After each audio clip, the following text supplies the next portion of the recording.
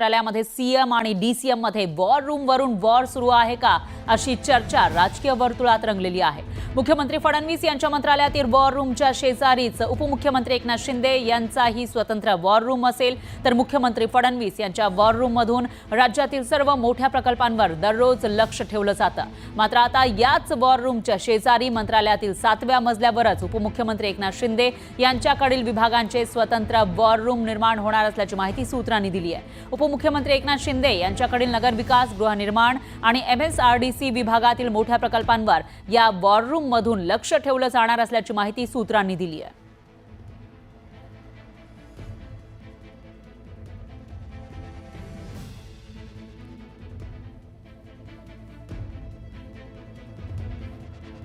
तर त्याच्यामुळे आता सीएम डीसीएम यांच्यामध्ये वॉर रूम वरून वॉर सुरू झाल्याची चर्चा रंगलेली आहे। कारण राज्याचे मुख्यमंत्री हे फडणवीस आहेत, पण त्याच्या आधीच्या काळामध्ये 2-2.5 वर्ष शिंदे हे मुख्यमंत्री होते आणि आता आपल्याला पुन्हा एकदा मुख्यमंत्री करावं यासाठी त्यांची नाराजी सुद्धा दिसून आलेली होती। त्यांनी आग्रह धरल्याचं दिसून आलं होतं, त्यांच्या पक्षाने आग्रह धरला होता, पण सगळ्यात मोठा पक्ष असलेल्या भाजपचे फडणवीस हे मुख्यमंत्री झालेले आहेत आणि त्यानंतर आता जेव्हा वॉर रूम ही मुख्यमंत्री फडणवीस यांच्या केबिनच्या शेजारी आहे, तिथून लक्ष ठेवलं जातं राज्यभरातील सर्व प्रकल्पांवर।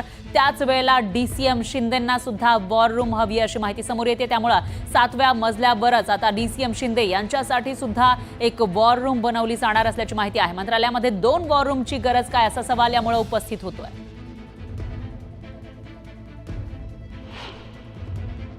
नजर काय ते राज्याचे उपमुख्यमंत्री आहेत, राज्याचे मुख्यमंत्री होते।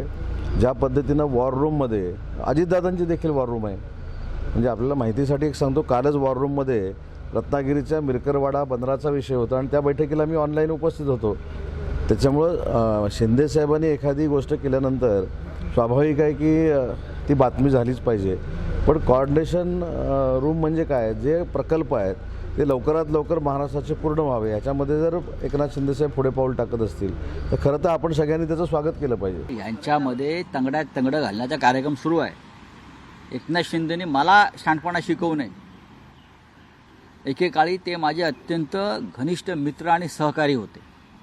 मी परत रिपीट करतो, तेव्हा मला त्यांनी शहाणपणा शिकवू नये। काय केलं पाहिजे आणि काय, त्यांची लाईन त्यांनी मारावी, कोणाकडे त्यांनी कोणाला लाईन मारायची ती मारावी। असं आहे की त्या ठिकाणी आमचंच ऑफिस होतं जेव्हा मी उपमुख्यमंत्री होतो, ती जागा त्यांच्याच करता होती। त्यामुळे ऑफिसेसचं रिअलाइनमेंट चाललेलं आहे। त्यामुळे त्याला बातमी बनवणं एवढं मोठी घटना ती नाही आहे। प्रत्येक गोष्टीची बातमी करू नका।